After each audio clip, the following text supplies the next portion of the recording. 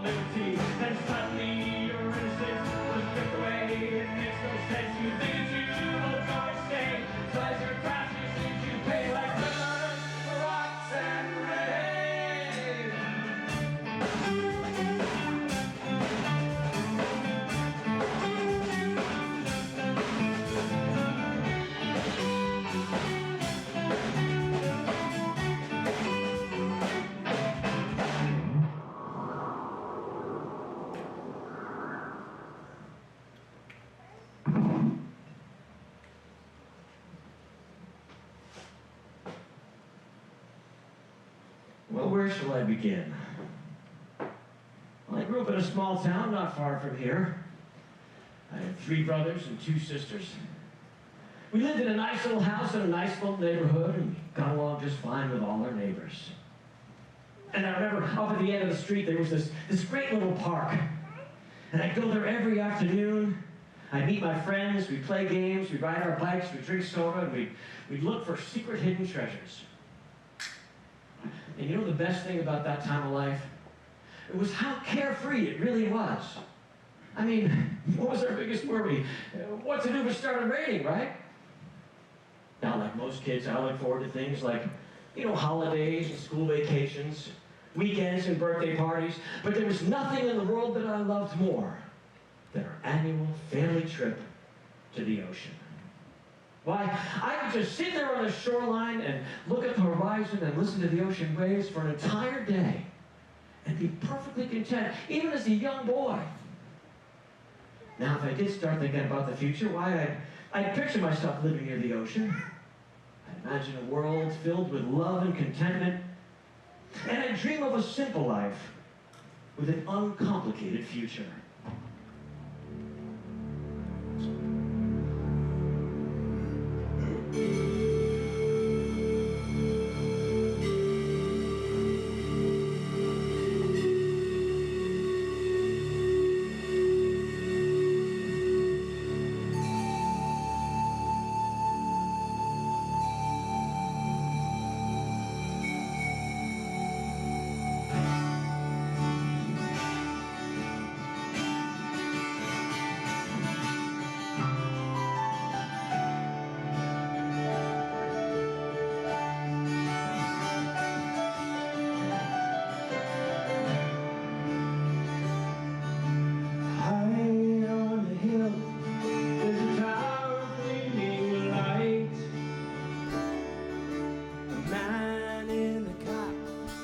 A beard and a pipe,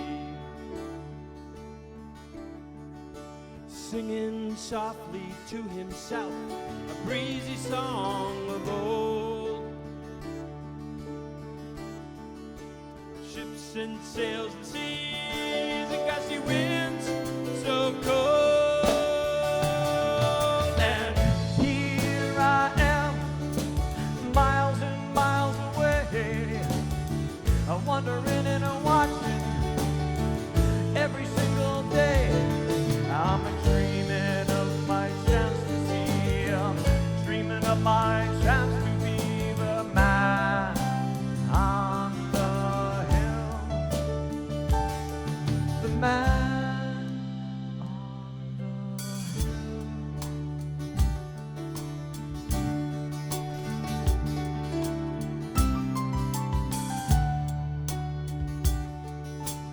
Echoes of 1,000 steps through icy gray stone. His warm breath and frosty air, he feels it in his bones. Snowy drifts from pier to pier, he's walking all alone, crunching through the ice and snow. He's not far from home, and here I am, miles and miles away, wondering and watching every single day.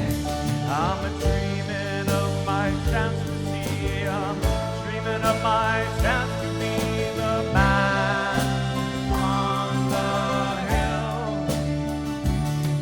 The man on the hill.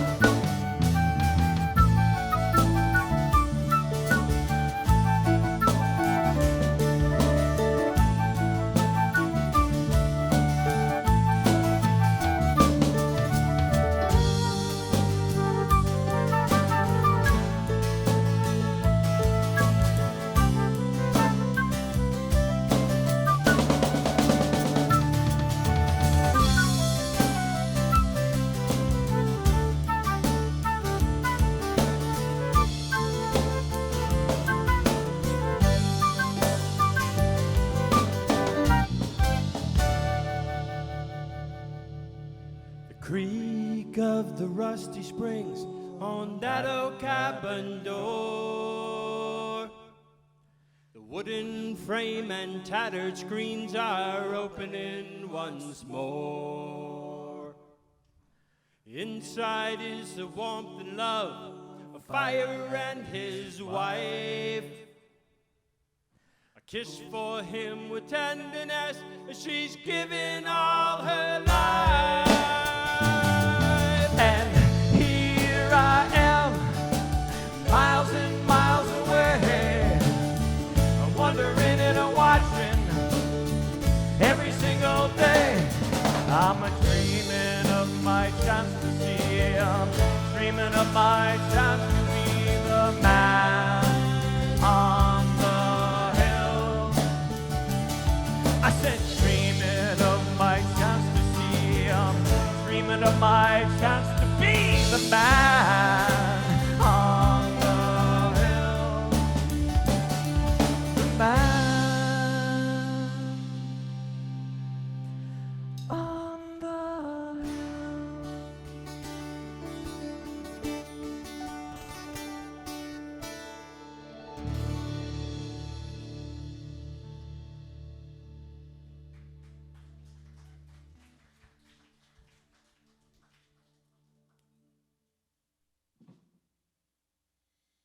Then I got a little older. Something does happen, of course, when you start to grow. Do you remember your first crush? I remember mine. Her name was Michelle, and oh, how she used to make me feel. I mean, she'd just walk in front of me, and my heart would start pounding, my head would get light, and I would immediately turn and go the other way. No, I wouldn't know what to say to a girl. And even if I did, I certainly didn't have the courage to go up and talk to her. But you know, somehow it did eventually happen. Now, I don't know, maybe one of my friends told one of her friends that told her. Or perhaps I finally did get up the courage during science class to pass her a note. I really don't recall. But somehow she found out that I liked her, and much to my delight, it turned out that she liked me as well. Well, after that, it was all a blur. I mean, I remember holding hands and going for walks. I remember going to the movies. I know sometimes we used to go up to the park and watch all the little kids play. And of course, I'll never forget our first kiss.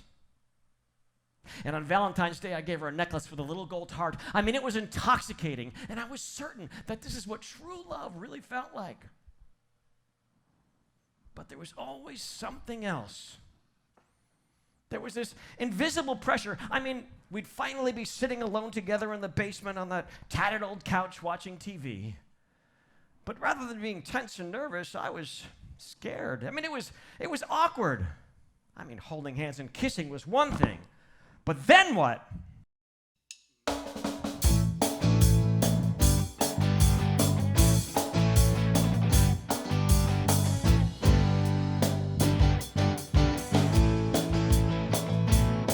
He's such a small boy in a big man's world. He's such a small boy in a big man's world. He's such a small boy.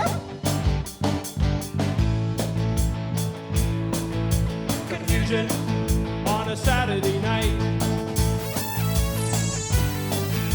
singing his songs and the words are just right. Everything is set, he's ready to go. Outside he's smiling, but inside he just don't know. He's such a small boy in a big man's world. He's such a small boy in a big man's world. He's such a small boy.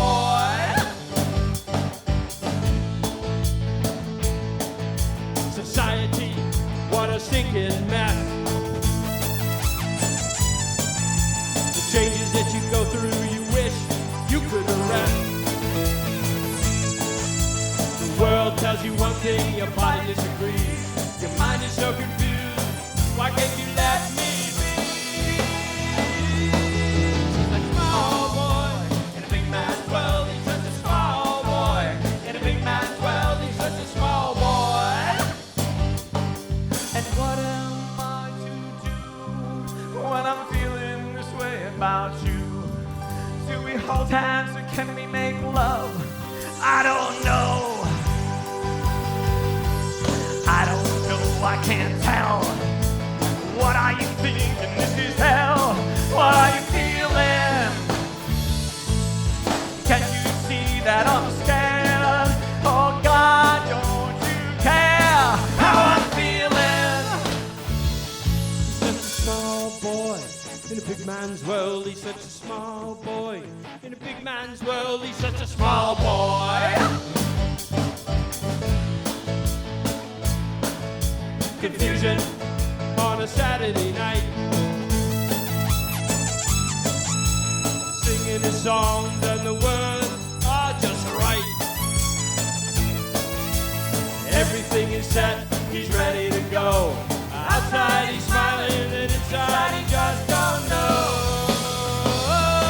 He's a small boy in a big man's world. He's such a small boy in a big man's world. He's such a small boy.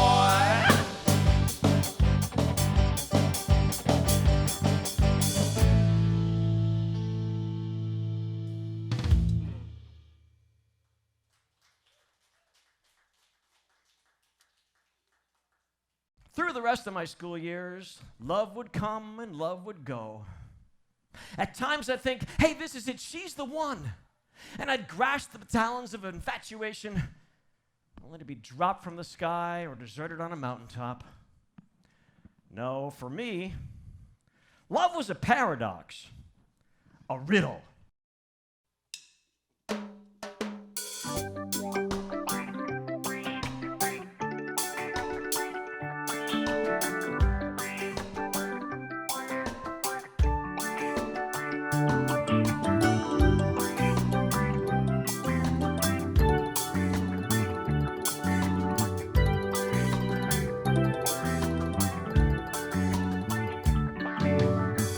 Realize you're walking down the lonely road to your demise. Realize that through your eyes I can see that your disguise is telling me I'm better off free. But I know what's good for me, it's you.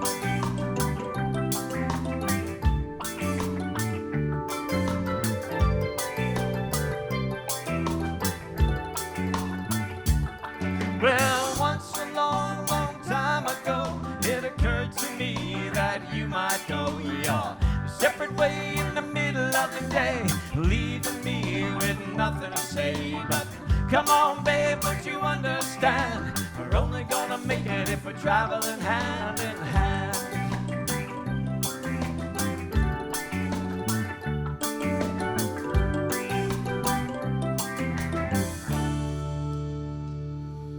But I can't see, something is blinding me. I can't see, I need to understand why you're leaving me. You speak deceivingly. Why are you leaving me? I need to know, why must you go? Why must you go?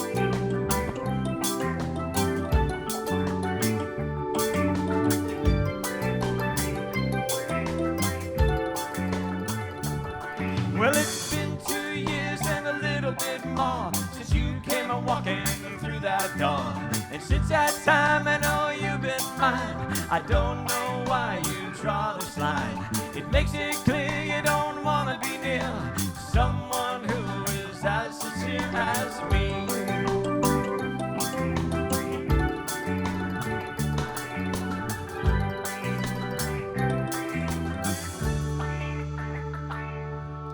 But I can't see, something is blinding me. I can't see, I need to understand why you're leaving me. You speak deceivingly. Why are you leaving me? I need to know, why must you go? Why must you go?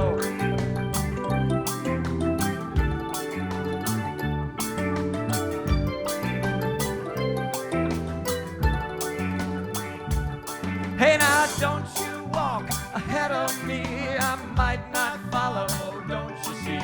And don't you lag just behind, 'cause leaving you ain't on my mind. Walk here by my side, we just might get along for a little while. We just might get along for a little while.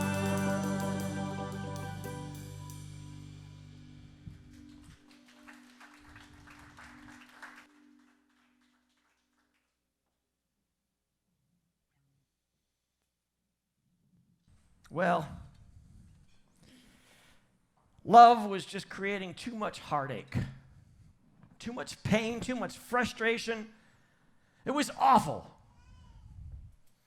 So I gave up completely. I swore off girls, and I did the only reasonable thing a young man in my position could do. I got me a dog. Now, I never had a dog growing up. In fact, the only dog I remember belonged to old Mrs. Patterson. She lived down the street, and she had this little black poodle, and I swear that thing would spend the entire day with its little paws up on the windowsill just barking and yapping at everybody as they walked by. Obnoxious little thing. So, needless to say, I had no experience with a dog, and I had to learn the hard way about some of the things that dogs do. I mean, I'm talking about unexpected things, like following you into the bathroom every time you go. Or unwanted things like eating rotten food out of the garbage. Or worst of all, when my friends would come to visit, he'd stick his nose in a place it really ought not go.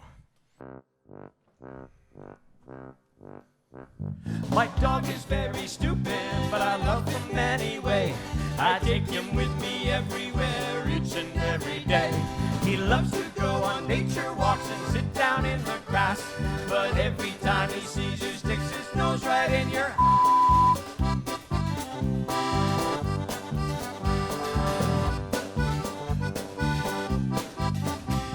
My dog is not the only kind of animal I own. I got 2 birds and a kitty cat that call my house a home. My cat has got a litter box, but I don't need a scoop. My dog is such an idiot, he eats up all the poop. Ow! It's true.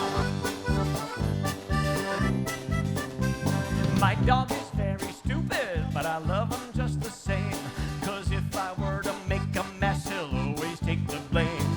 He's very, very friendly, if you know just what I mean. He'll jump right up, grab your thigh, and hump your new blue jeans. My dog is very stupid, but I love him anyway. I take him with me everywhere, each and every day. He loves to go on nature walks and sit down in the grass, but every time he sees you, sticks his nose right in your uh-oh.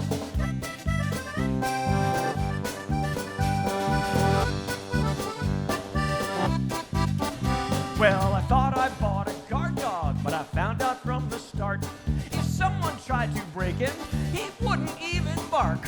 If I depended on him, you know that I'd be dead. He wouldn't attack that maniac, he'd lick his face instead. Just off from a pork chop, that's all it takes. Well, the other day, my stupid dog had too much to eat. He walked right over, looked at me, threw up between my feet. Now someone else might be upset or really go berserk, but I'm not worried, 'cause my dog will eat it for dessert. My dog is very stupid, but I love him anyway. I take him with me everywhere, each and every day. He loves to go on nature walks and sit down in the grass, but every time he sees you, sticks his nose right in your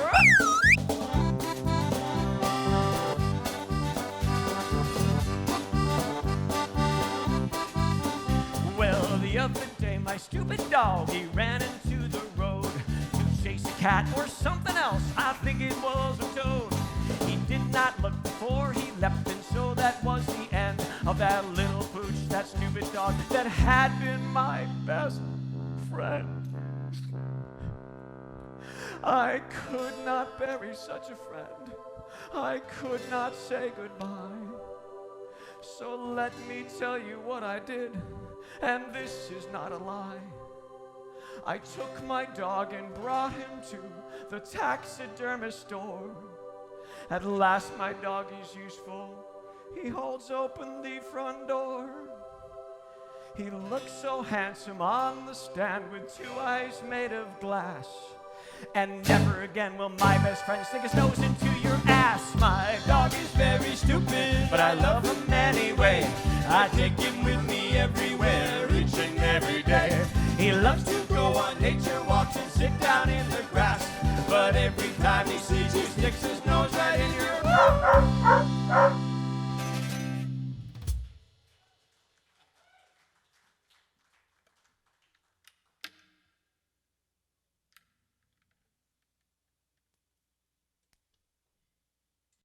So, after graduation, I got myself a little apartment.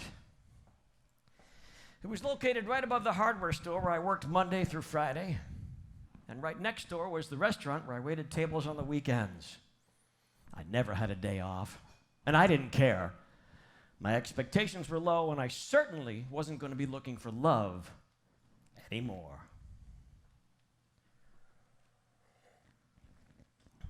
Twists and turns, my friend. Twists and turns. I remember it was in the middle of winter. It was a Sunday, and I was working at the restaurant. And it started snowing pretty early in the day. In fact, it was snowing pretty hard, so we sent everybody home except for me and one of the cooks. Now, of course, I didn't care. I only worked about 50 yards away, so it was an easy walk home, and of course, I had nothing else to do anyways. So I just kind of spent the night folding the napkins, polishing the flatware, rearranging the wine glasses, but mostly staring up at the clock as those minutes ticked by ever so slowly. It was about 45 minutes before closing when I heard the jingle of the bell on the front door.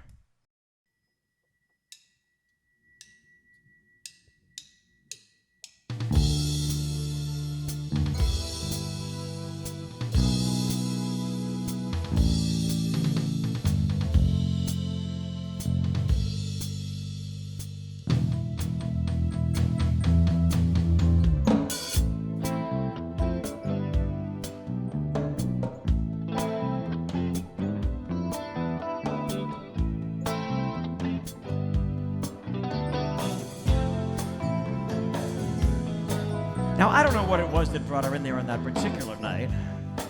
I was the only one still working the floor. The breeze was not the only thing that came swirling in, when I opened up the door. You see, outside it was snowing, and I was working late. The storm was just beginning, and the sound I heard was fate. Her long hair came tumbling down when she took off her hat, and a smile warmed her face. So I walked her over to a table, the one by the fireplace. She ordered a Scarlet O'Hara, and I noticed when she took a sip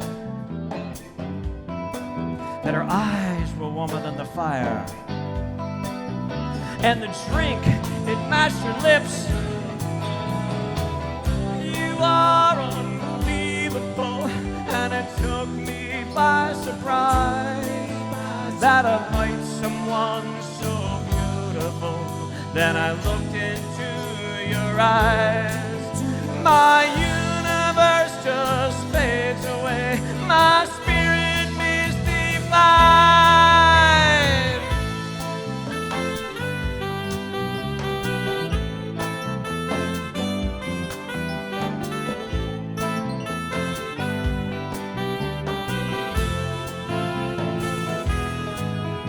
Now, it wasn't like we were tongue-tied or something when suddenly I realized that neither one of us could speak. I think that God pushed some kind of button that made that moment last an entire week. The music in the background had Georgia on my mind. My instincts taken over as I took her hand in mine. Two strangers dancing like they'd never been apart. Clue poured down from heaven that would join us heart to heart. Something from the distant past would have us reunite. You see, I met a girl named Summer on that random winter night. You are unbelievable, and it took me by surprise that a love so inconceivable could pour down from the skies. My soul is woven into yours, our bond has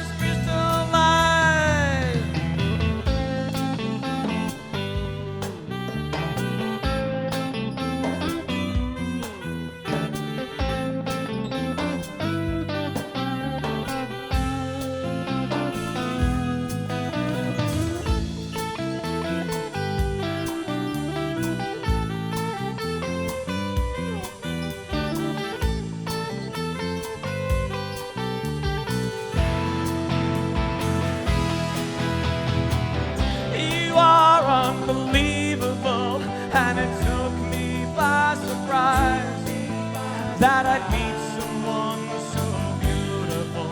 Then I looked into your eyes. My universe just fades away. My spirit mystified.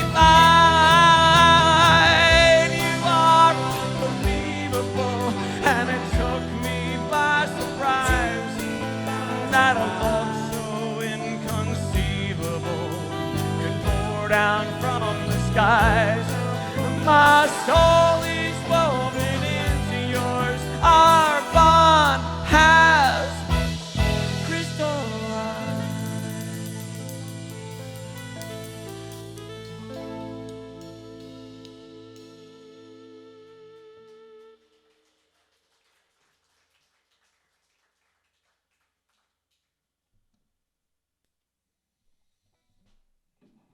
And that was the night that I met Summer. After my shift, we went up to my apartment. We shared a bottle of wine, and we talked, and we laughed. She told me how she wanted to be a writer someday, and I told her how much I loved the ocean. As it turns out, we had a common dream, one for a simple life with an uncomplicated future. Now, I know you've heard of love at first sight, and maybe you believe it, maybe you don't, I don't know. But I'll tell you what, this was even more than that. It was more powerful. It was overwhelming. You see, what happened is we were sitting there talking, and then suddenly our wine glasses were getting a little near the empty side, and both of us reached for the bottle of wine at the same time. And then our hands touched. And the moment they did, it was like glue came pouring down from heaven that just joined our souls into one. We stared at each other in disbelief because we were both feeling the exact same thing. And then we talked about it. We tried to understand what was going on. I mean, the love was overpowering. It was overwhelming. It was so intense. What we figured was that we had been together in a previous lifetime and then ripped apart. And now somehow decades or maybe centuries later, we were finally brought back together again. It was amazing.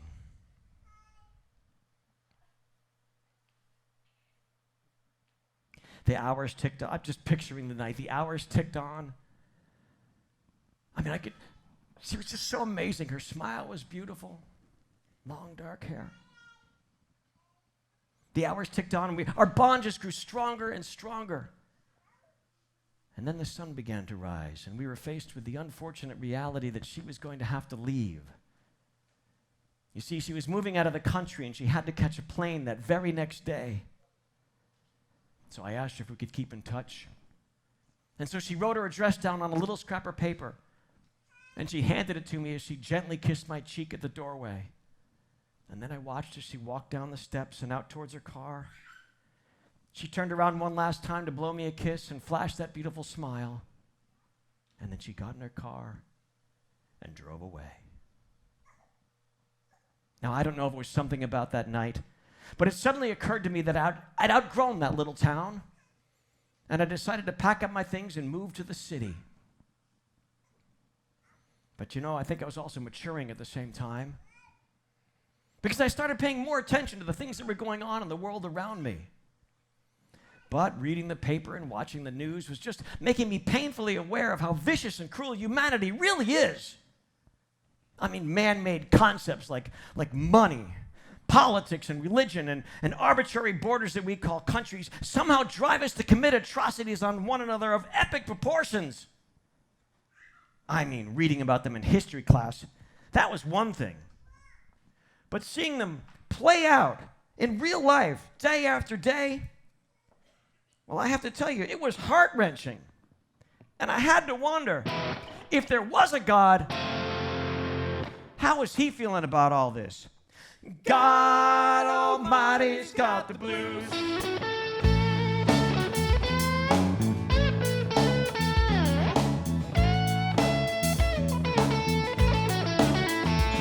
Well, I'm looking out the window. The world is such a mess. All this pain and suffering puts my faith right to the test. So I pick up my guitar and I look up to the sky. I'm asking the Almighty. See, I gotta ask him why. The world has gotten out of sync. What's he gonna do? This is what I think. God Almighty's got the blues. Well, you read it in the papers, you'll see it on the news. People quick to judge you without walking in your shoes. Did you ever stop to wonder the way the world could be? If nothing made you wealthy, there would be no poverty. The world has gotten out of sync. What's he gonna do? This is what I think. God Almighty's got the blues. Oh, play some blues for us, Tony. Come on.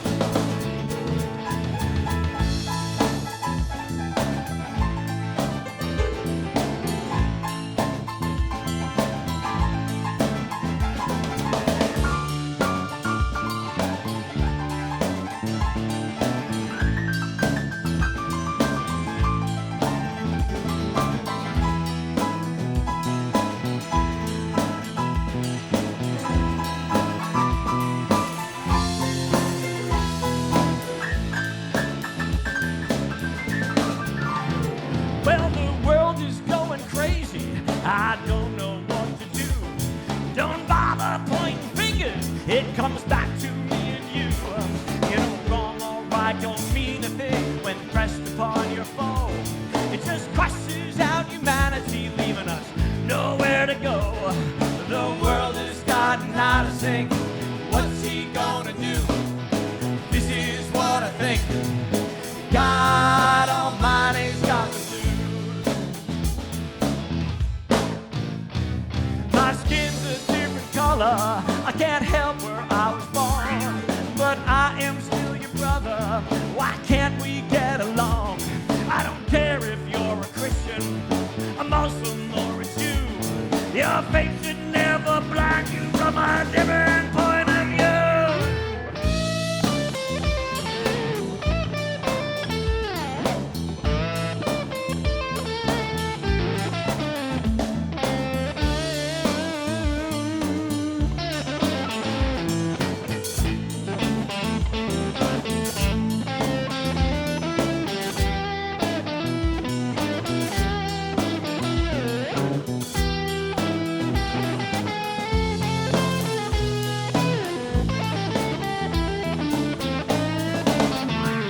Well, I'm looking out my window.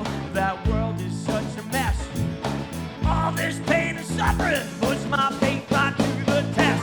So I pick up my guitar, I look up to the sky, and I'm asking the Almighty.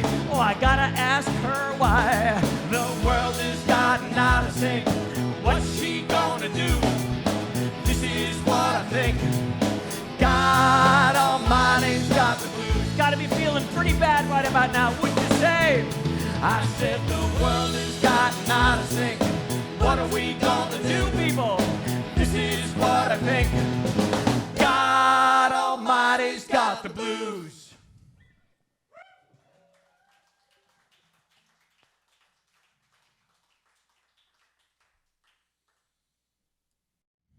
So, not only was I worried about all the stuff going on in the world, but when I moved to the city, somehow I'd managed to lose Summer's address.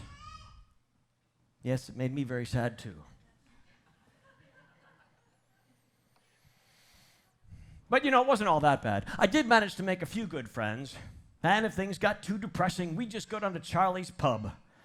We'd have a couple of cold ones, a few laughs, we'd shoot some pool.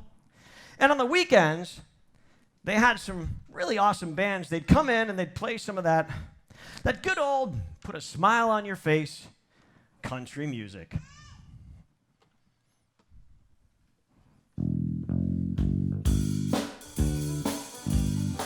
You were waiting for my hat, weren't you?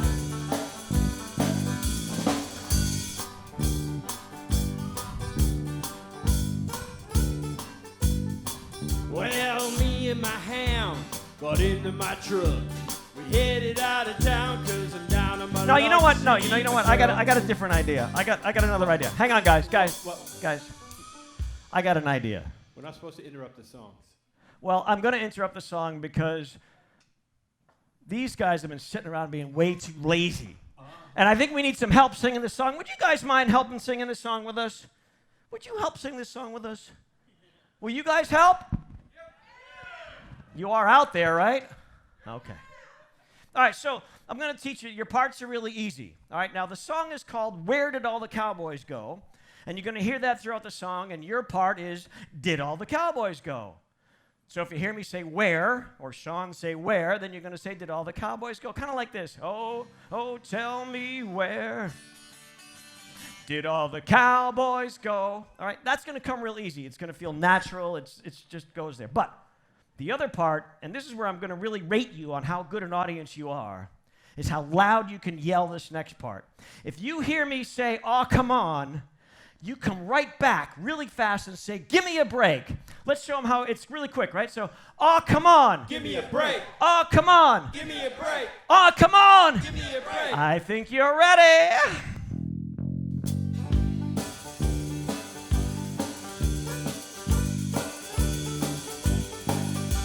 Well, me and my hound got into my truck. We headed out of town 'cause I'm down on my luck. See, my girl done left me. My dad is in jail.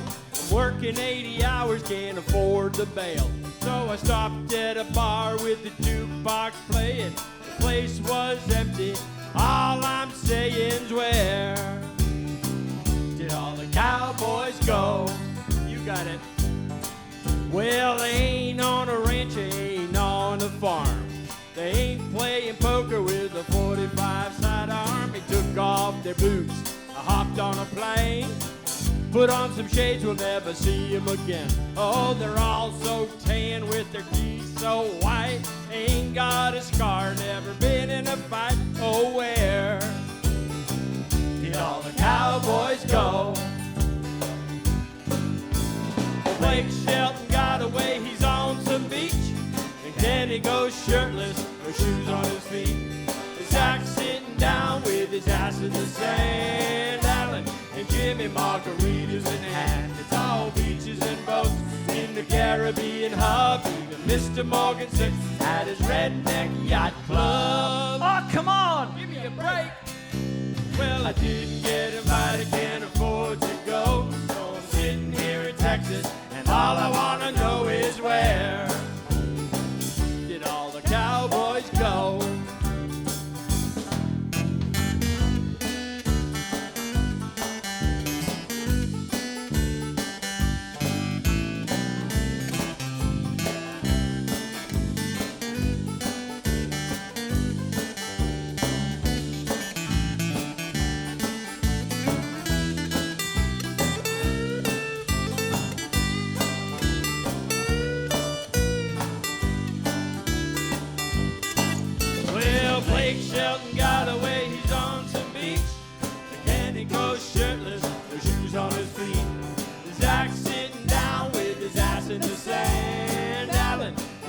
Jimmy margaritas in hand. It's all beaches and boats in the Caribbean hub. And Mr. Morgan sits at his redneck yacht club. Oh, come on! Give me a break. Well, I didn't get invited, can't afford to go. I'm sitting here in Texas, and all I want to know is where. Whoa, let's do that again. Well, Blake Shelton got away, he's on some beach. Again, he goes shirtless, no shoes on his feet. The Zach's sitting down with his ass in the sand. Alan and Jimmy margaritas in hand. It's all beaches and boats in the Caribbean hub. Mr. Morgan sits at his redneck yacht club. Oh, come on! Well, I didn't get invited, can't afford to go. Sitting here in Texas, all I want to know is where.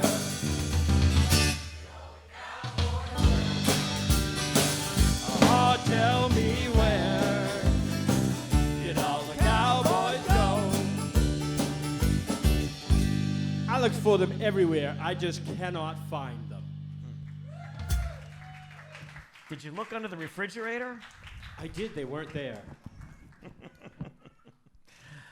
All right, I think we rate these guys pretty high on the audience scale. They did a great job. Give yourselves a round of applause.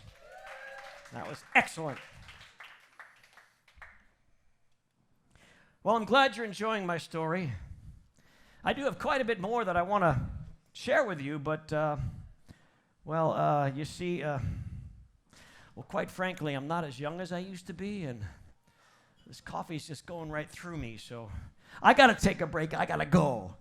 So while I go, I invite you to take a break yourself, stretch your legs, get yourself a fresh drink, use the facilities, but don't go too far, because I'll be back in about 15 or 20 minutes to finish the story.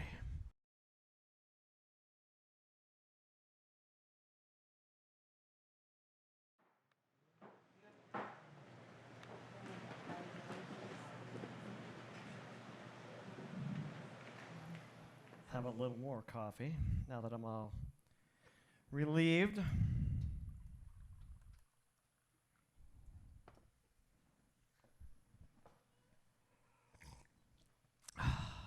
Now, where did I leave off? Oh, yeah. I was living in that city. Summer was on the other side of the world. And all I had was Charlie's Pub, which coincidentally is right where my story picks up.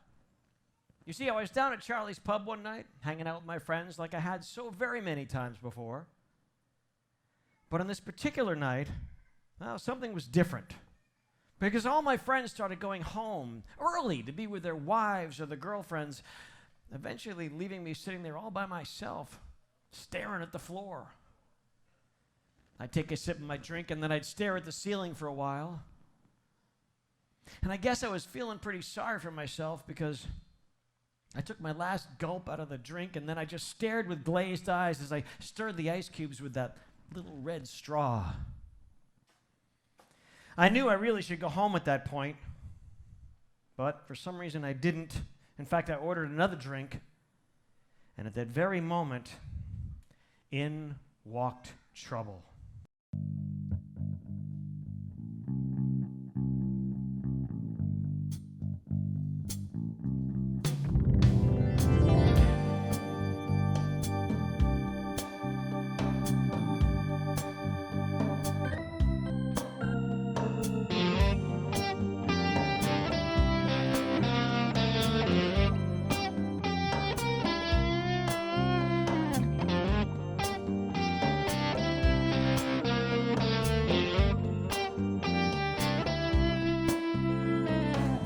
It was a Friday way past 3 a.m.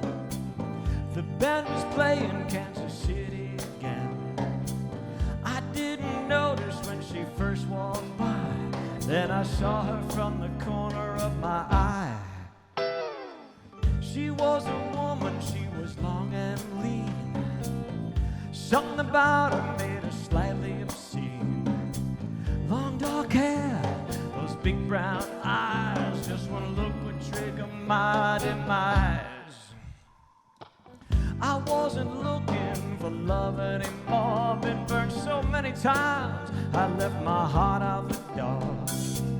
Maybe the booze or a trick of the light, but the trouble had begun that night. Temptation woman, leave me alone. I'm trying to stand here on my own. Temptation woman, let me be. You're gonna steal my heart from me.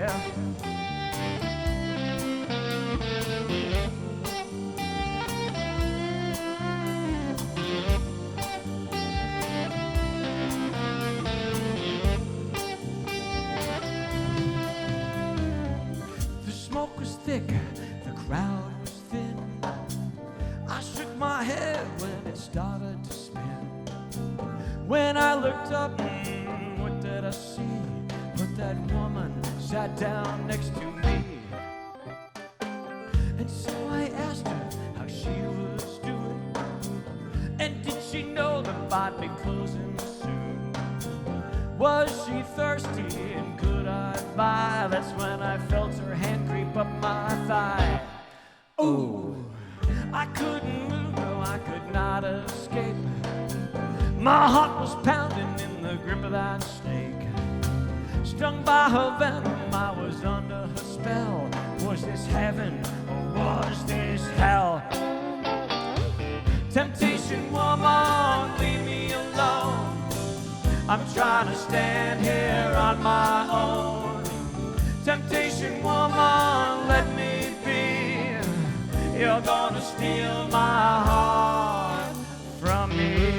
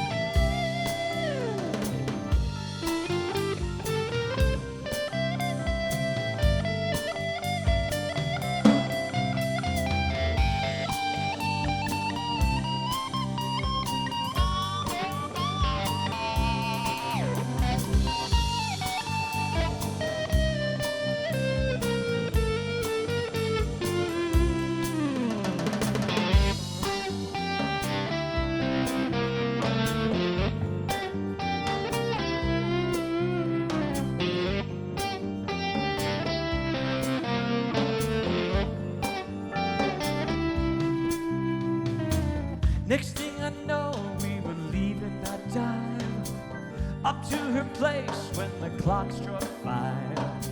She lit some candles and she flicked out the light, and then she stole my heart that night. Temptation woman, leave me alone. I'm trying to stand here on my own. Temptation woman, let me be. You're gonna steal my heart. Temptation woman wouldn't leave me alone. I tried to stand there on my own. Temptation woman wouldn't let me be. And then she stole my heart. She stole my heart from me.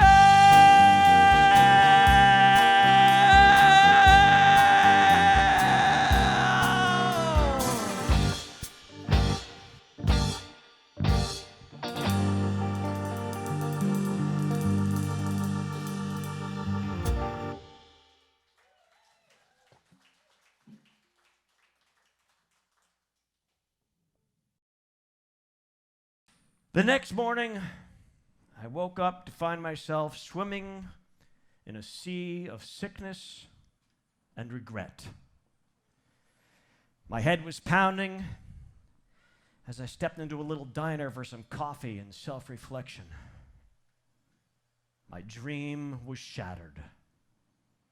I mean, I longed for love, yet I settled for these meaningless flings, and I craved tranquility, yet chaos and rage filled the world around me.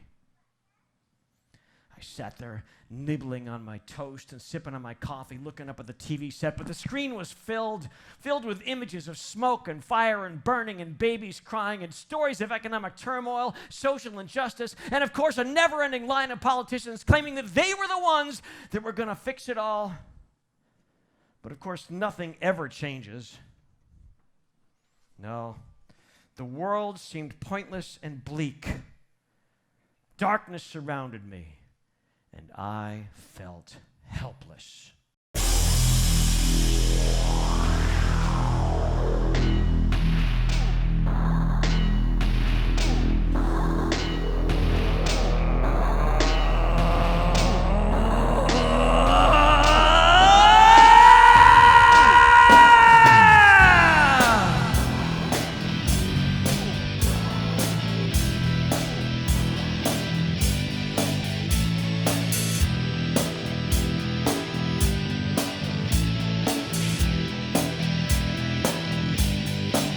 Feel like I'm digging, taking shovel at the bottom of a well. I'm so dirty and filthy. God, I feel like hell. I'm so nasty and desperate. I think I better run. I had to break it and take it. God knows what I've done. And the raven flies up to the window. Spoken words never said. I'm standing on my head with heaven down below me. Where is hell? Hey, what's it gonna take to rise up? When are we gonna get down? When are we gonna crawl up from the bottom? And when is it all gonna come around? Nah.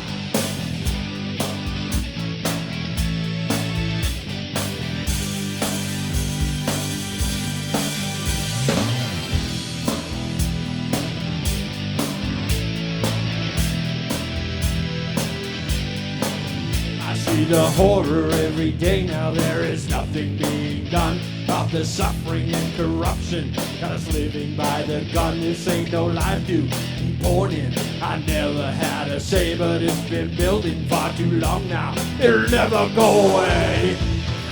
And they say that things are getting better. Tomorrow's the same as today. I don't see that things are getting better at all. Hey, what's it gonna take to rise up?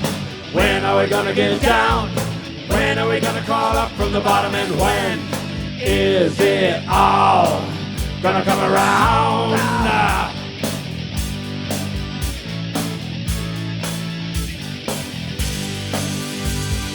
One, two, three, four.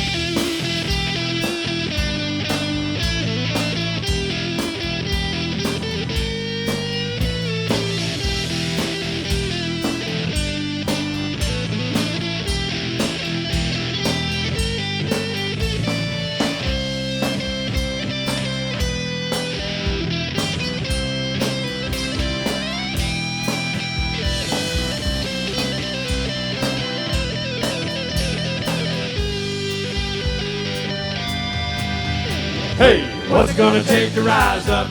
When are we gonna get down? When are we gonna crawl up from the bottom? And when is it all? What's it gonna take to rise up? When are we gonna get down? What's it gonna take to rise up? When are we gonna get down? What's it gonna take to rise up? When are we gonna get down?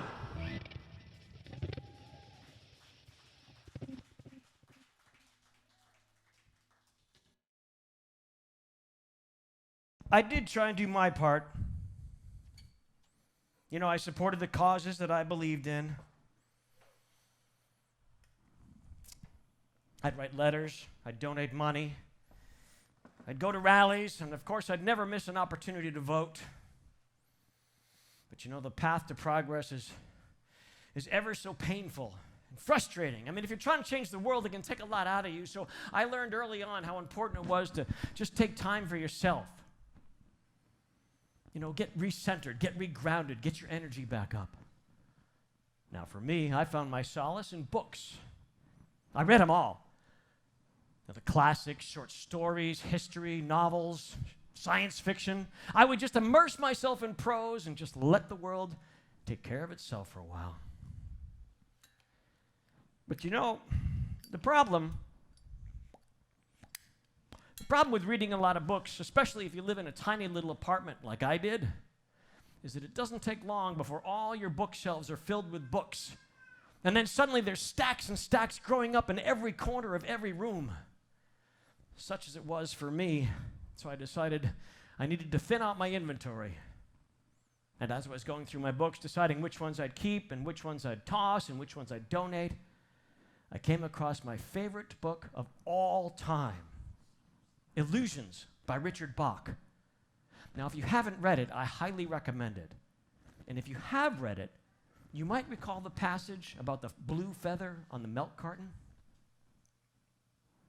Well, as I was holding on to the book, it suddenly occurred to me that the last time it was in my hands was the night that I met Summer. And I was instantly transported back to that night. I closed my eyes. I could see her. I could see her smile. I could hear her laugh. I could even smell her perfume. I started flipping through the pages of the book, and then a little scrap of paper came fluttering out towards the ground. And before it touched down, of course, I knew exactly what it was. Summer's address. My hand was trembling as I picked it up, and I admired her handwriting. It flowed across the page the same way her hair used to flow down her shoulders. Oh, Summer. Summer, how I miss you. It had been so long, so many years, so many lonely years. Could this address still be any good? Would she even remember who I was? But still, I took it as a sign. And I decided to write her a letter. And the moment that my pen touched the paper, the words just flowed directly from my heart, and all those feelings I'd thought that I'd lost forever came shining back through like a rainbow in a storm.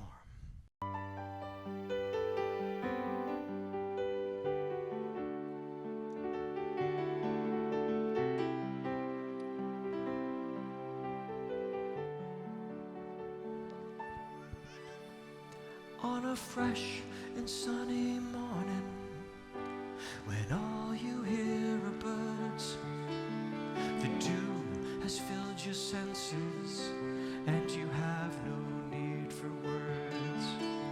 You feel it deep inside of you, it washes down like rain, the warm and gentle summer kind on fields of blowing grain.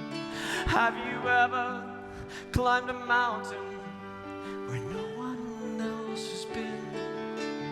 The freedom that you feel right then, it's coming from within. It's calming, yet it's giddy, edgy, but it's warm. It stirs my inner consciousness like a rainbow in a storm. And that's the way, yeah, that's the way you make me feel. Oh, that's the way, yeah, that's the way you make me feel.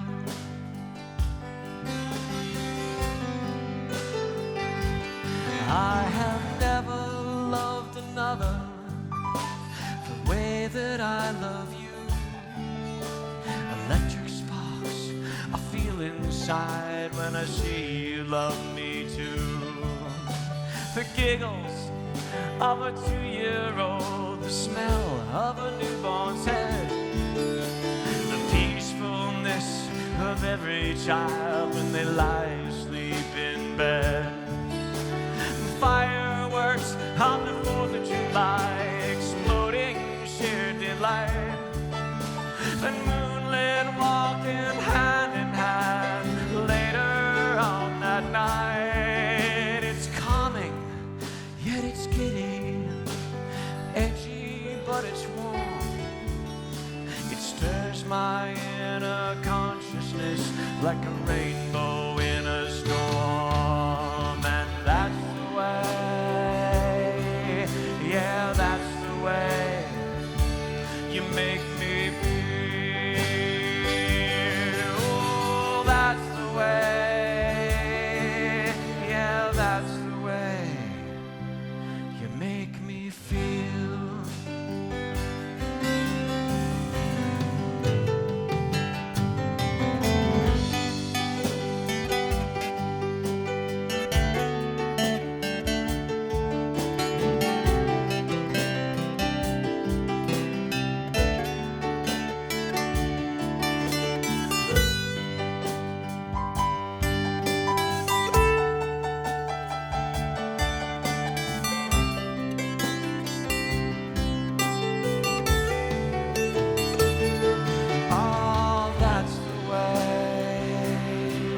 Yeah, that's the way you make me feel. Oh, that's the way. Yeah, that's the way. That's the way. Ah, that's the way. That's the way. Oh, that's the way you make me feel.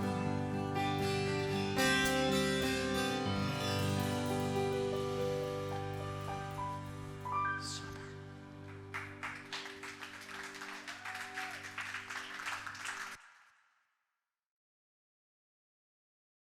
You know, I have to tell you, though, sending that letter felt a little bit like, putting a note inside of a bottle and just tossing it in the ocean. It had little chance of making it to its destination. Yet still, I hung on to a little bit of hope as I dropped it in the mail slot. And then a few weeks later, I'd go check my mail and think maybe today I'd hear back. And there'd be nothing there. And so the next day I would check again, thinking, okay, well, maybe today's the day, and there'd be nothing there. And so each day my hopes would get a little bit higher and my disappointment a little stronger, as there'd still be nothing there. And as the days turned into weeks, my hopes began to fade. And as the weeks turned into months, they were extinguished altogether, as I had to accept the fact that the address probably wasn't any good, and I'd never see summer again. About 7 months later, I came home from work one day, and there was a note. It had been slid under the door of my apartment. I opened it up and I read it, and it said, "Dinner reservation for 2, Victorian House Restaurant, 8 p.m., table by the fire." Table by the fire. Table by the fire. Those 4 words echoed in my head as I considered the implication. Table by the fire, table by the fire. It couldn't be. My head said no, but my heart wasn't listening. My instincts were taking over once again as I grabbed my hat and my coat and I ran out the door. I looked at my watch. It was 7 o'clock, and the restaurant was a 30-minute train ride away. Table by the fire, table by the fire. It kept echoing in my head with the rhythm of the subway train. And the door slid open. The clock read 7:55, so I ran out the door, up the stairs, and down the street. And when I got to the restaurant, there was a line of people out the door. I managed to squirm my way through, and I got up to the podium. And then I paused, and I looked around. And then I saw it. I saw the fireplace. I saw the table. I saw an empty chair, and I saw a ruby red drink. So I started walking over, ignoring the pleas of the maitre d' for me to return. And when I was a couple feet away, I whispered, "Summer?" And then she turned around, and it was her. It was really her. She was right there in front of me. Our eyes locked, and I couldn't believe it. I stood there frozen.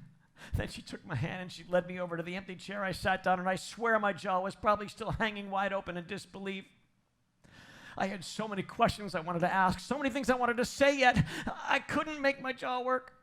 So finally, she broke the ice. And she said, "There hasn't been a day that I haven't thought about you since the day I left." And then she handed me a small black velvet box. The inscription on the ring read, "Unum extiobus aeternum." I looked at her puzzled. She says it's Latin. It means 1 from 2 forever. I never want to be without you again. And upon hearing those words, my entire body just started pulsating. My heart was filled with love, and happiness and joy was pulsating through every single cell in my body. I stood up. She stood up. We embraced. We kissed. We started dancing around the dining room because that long and lonely chapter of my life had finally come to an end, and a new one had just begun.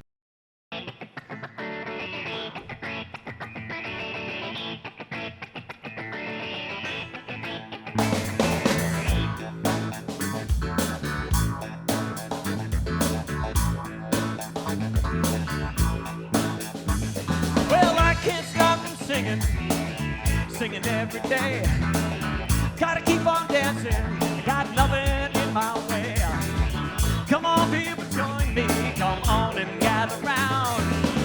We gotta get ready, gonna tear apart this town.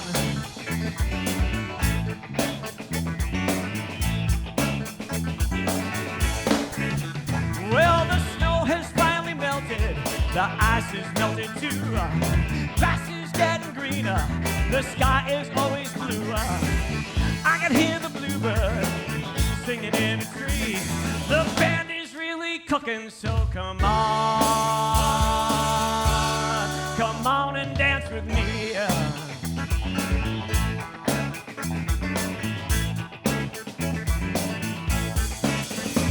Well, I love you, pretty lady, I love you, yes I do. Always have a good time when I spend my time with you. Today feels like forever, tomorrow isn't real. There ain't no word describing just how fine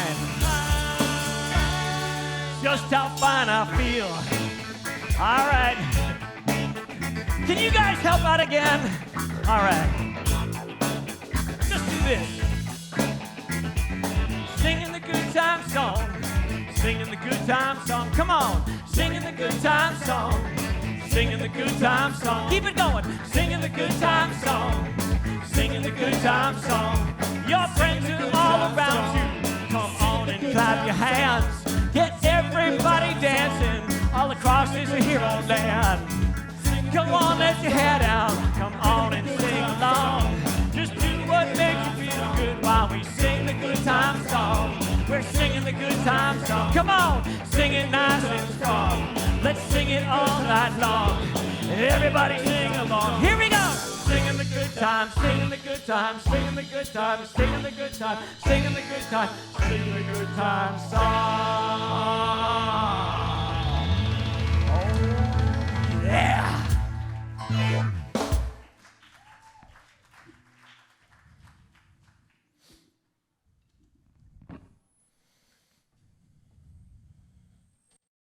And after that, Summer and I lived in a state of perpetual bliss for many, many, many years. I mean, we'd wake up in the morning, even after 20 years, and we'd look at each other and just stare in disbelief and just start giggling and smiling because we were still together, and we knew we were going to be together the next day and the next and the next. It was like we were encased in a bubble that nothing could penetrate. It was absolutely wonderful. But life is like a river, and it's filled with unexpected twists and turns. And what happened next was certainly unexpected and a very sharp turn from the emotional prosperity that I'd been feeling. I remember where I was that day. It was a Saturday. It was a brisk fall afternoon. I was sitting in my living room. I was finishing up a novel I'd been reading. I only had about 10 pages to go when the phone rang. I really didn't want to answer the phone. I wanted to finish the book, but something inside compelled me to get up, so I put down my book and I answered the phone. And then a couple minutes later, I'm sitting back down, and my soul is filled with despair and pain. I looked up at the ceiling and tears were coming down my cheeks because I'd just been informed that my oldest and dearest friend had just passed away unexpectedly.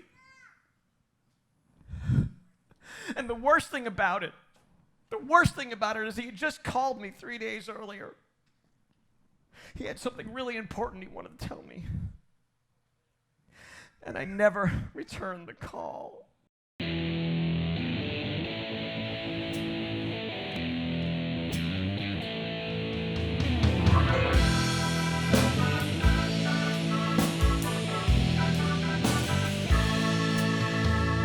Sitting in the dark on a Wednesday afternoon, I can feel the sun shining through the window in my room. The days are getting shorter and the nights are long as hell. I can feel the wind blowing, I can listen to the bell. I can listen to the bell.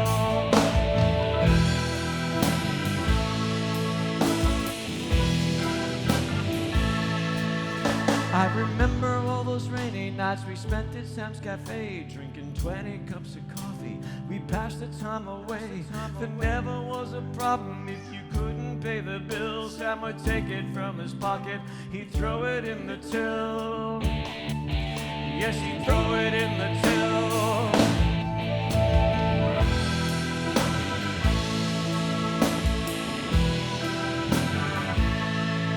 And I remember talking to a friend I hadn't seen before. Although I'd never met him, he had always been next door. He told me of his life, he told me of a dream, he told me of a place I'd never seen, and a place I'd never been.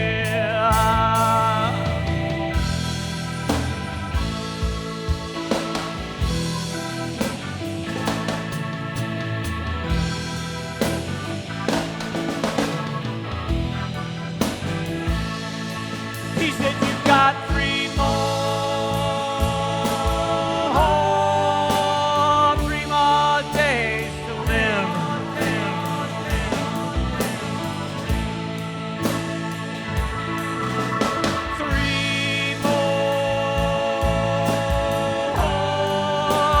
Three more days to give.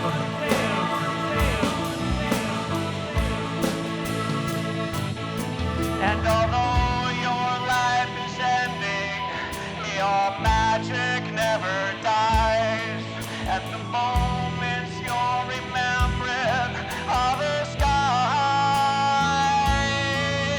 When a tree falls in the forest, it begins to decompose, giving all its strength and glory so another tree can grow.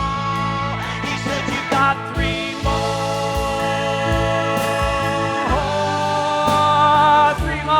days to live."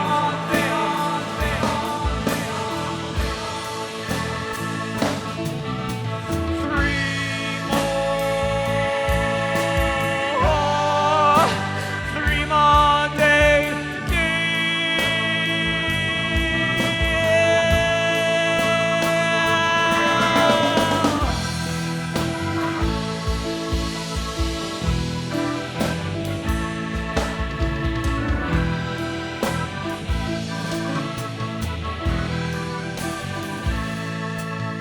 I remember all those rainy nights we spent at Sam's Cafe, drinking 20 cups of coffee. We passed the time away.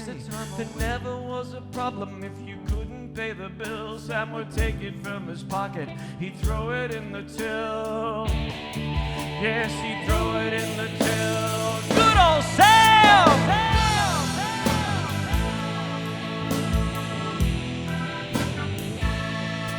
And I remember talking to a friend I hadn't seen before. Although I'd never met him, he had always been next door. He told me of his life and he told me of a dream. He told me of a place I'd never seen, and a place I'd never been.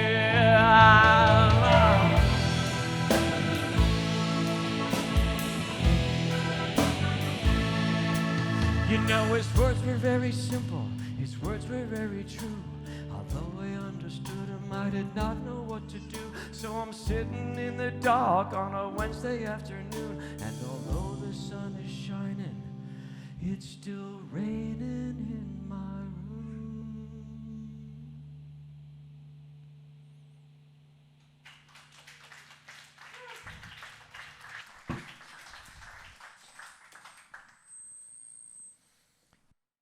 Death is powerful in many ways.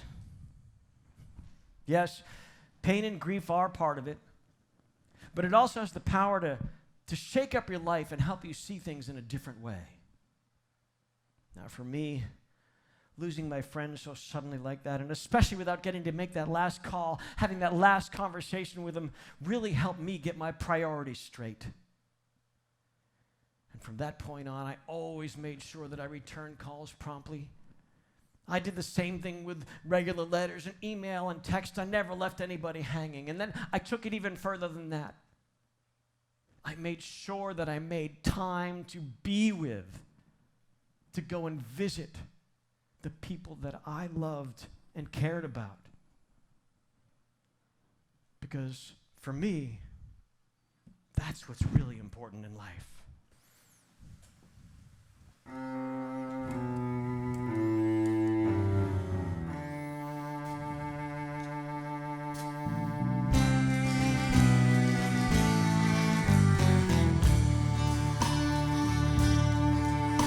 There's a million different people in the world today with a million different things they all want to say. Although the things I'm thinking are different than you, it's always just perception and not a truth.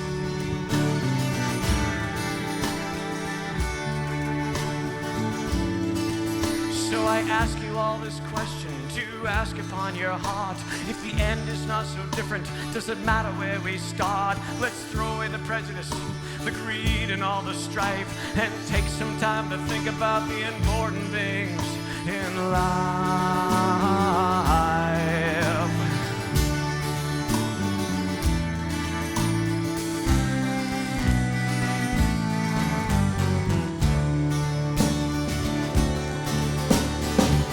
I read a story about a woman yesterday.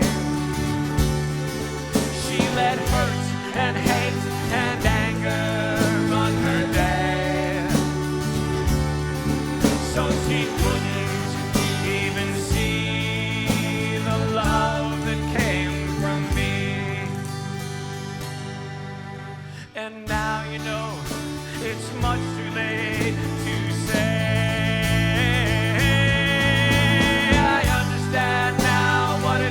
Tried to say to me,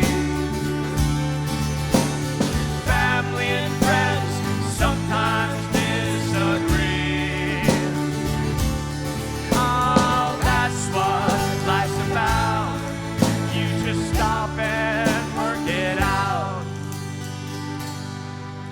'cause that's the only way that you'll be free.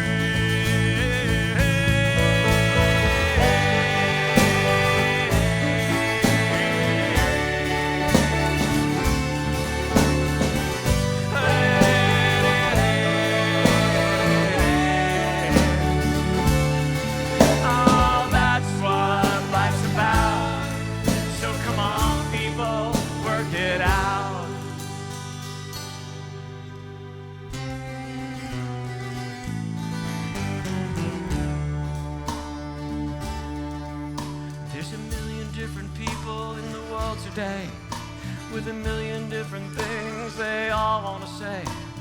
Although the things I'm thinking are different than you, it's always just perception and not a truth.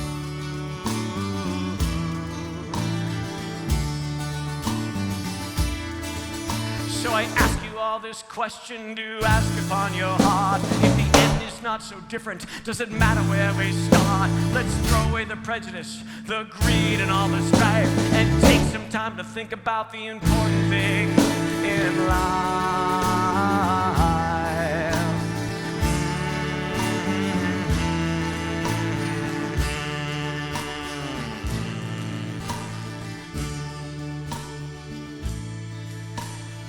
So I really wanted to know, what were the important things in life to you?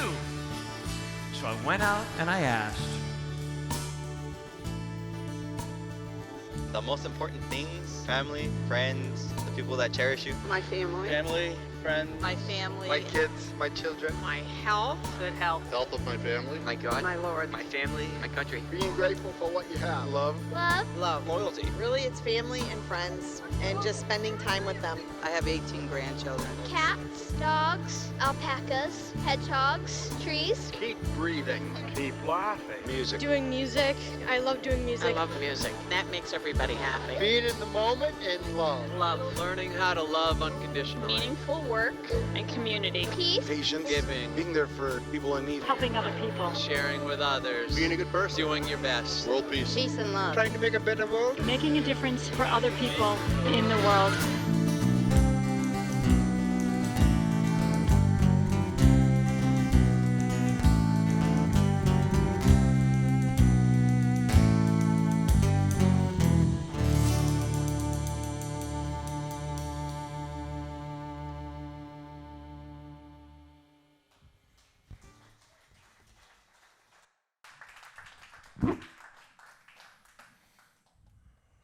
Well, here we are, sitting on this hillside looking out at that crazy world.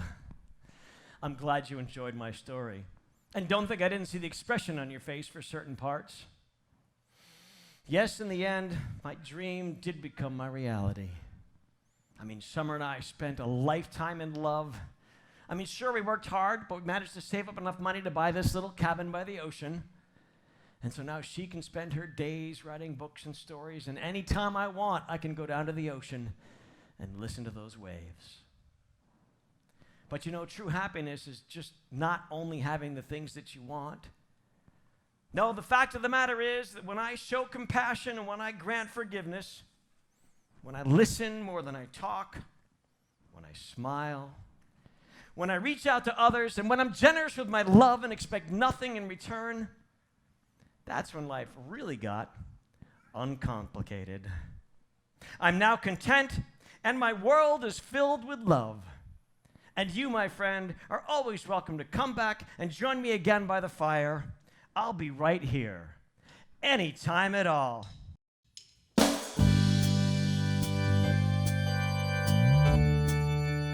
One, two, three, four.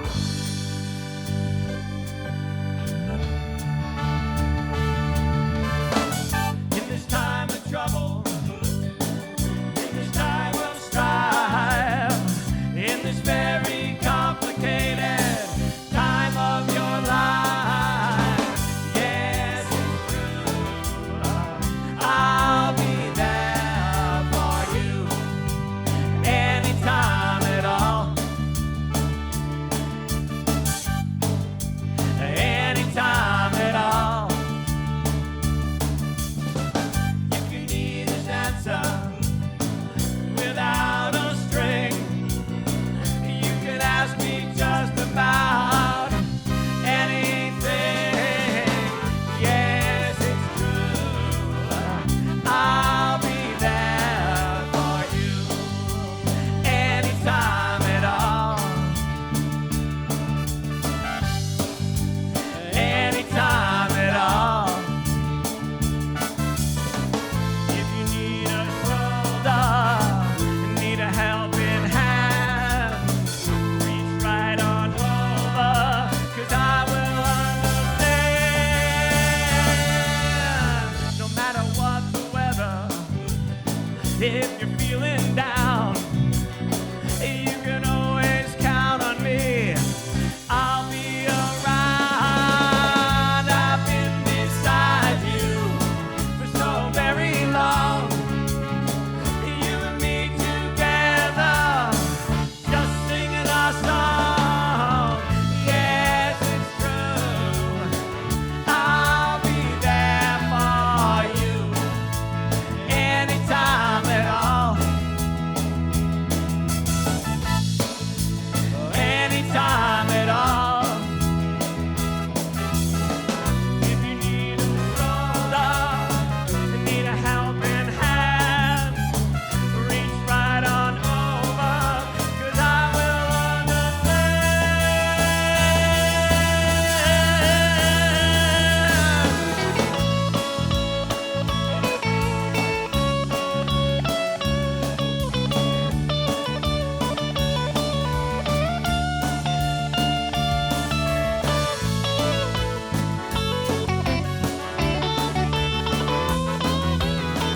Ladies and gentlemen, I want to take a moment and introduce you to the Duncan, Idaho band. They've been doing an incredible job up here tonight, don't you think? Over on the left side of your stage is our newest member of the band playing the keyboards, and he's also the guy that makes us laugh when we're getting way too stressed out. Ladies and gentlemen, Mr. Tony Brown.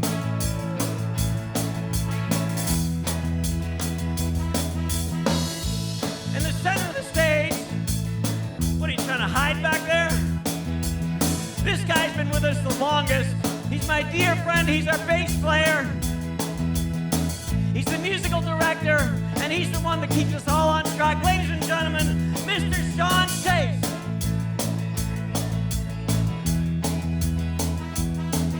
And over on the right-hand side, not white guy with the really good-looking rock and roll glasses on tonight.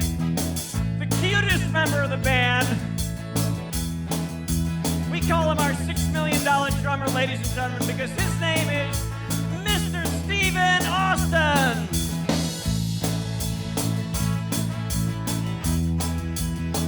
Now, we wouldn't sound or look as good as we do if it wasn't for our engineering crew.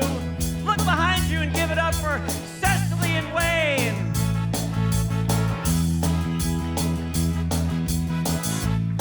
And just one special thing I want to say tonight, because a friend of mine traveled all the way down from Burlington to Vermont to celebrate his birthday. Happy birthday, John! And at the very front of the stage, the leader of this merry band of misfits. He wrote the first song for this show 40 years ago. A little bit of a procrastination problem. Composer, playwright, executive director, my dear friend and musical soulmate, Mr. John Stanley Shelley.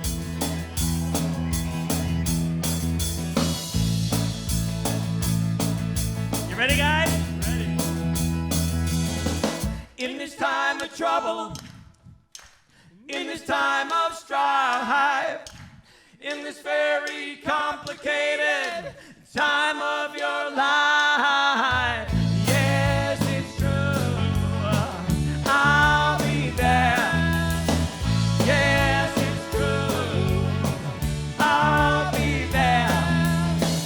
Yes, it's true, I'll be there for you anytime at all. Thank you so much for coming to the show tonight. I hope you really enjoyed it. Anytime at all. I know we enjoyed playing for you. It was a blast. Anytime at all. Thank you to the Stone Church for having us here. It's been so fun. Anytime at all. And do us a favor, spread the word. Get on social media. Anytime at all. Call your friends. If you like the show. Anytime at all. Did you like the show? Anytime. I think they liked it. I think so. Let's bring it home. Let's do it. Ready?